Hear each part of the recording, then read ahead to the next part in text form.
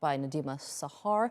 She was the head of Technical and Vocational Education and Training Authority in the Afghan government, until the Taliban took over the country. Thank you so much for being with us here today on TRT World. Now, do you think the UN statement will have any effect on the Taliban's decision to ban girls from school? Thank you for having me. Today marks 1 year since Afghan girls were banned from attending high school in Afghanistan. A year of lost knowledge, opportunity, potential, and hopes. And a year of false promises by the de facto government. A year that Afghanistan will never get back. In terms of the UN statement and its effect on Taliban, from what we have seen so far, Taliban really haven't changed much in terms of their core ideological beliefs. I think what they have in place now is a more effective communication and PR strategy, which they lacked in the 1990s. So far, what we have seen, there is a great disparity between their words and deeds, and they have said a number of times that they will reverse their decision, but have failed to do so. So I personally find it very hard to believe in the strength of their word.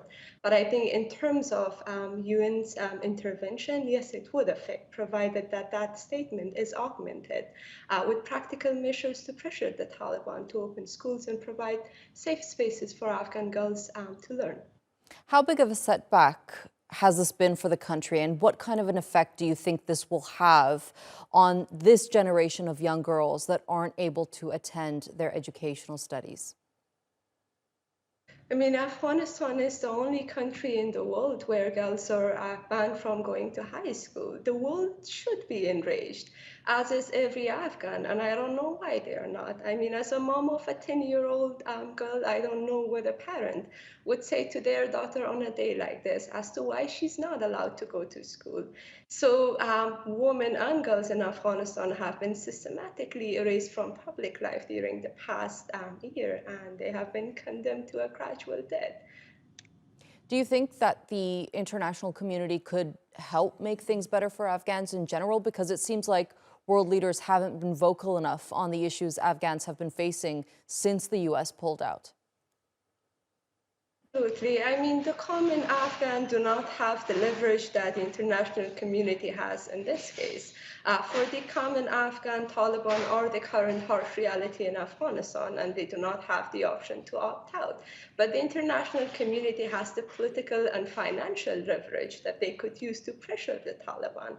I think for a local Afghan, what they have right now is hope. That is their cheapest luxury, and they are trying to deal with the crisis at back home, being humanitarian or education, with hope and strength.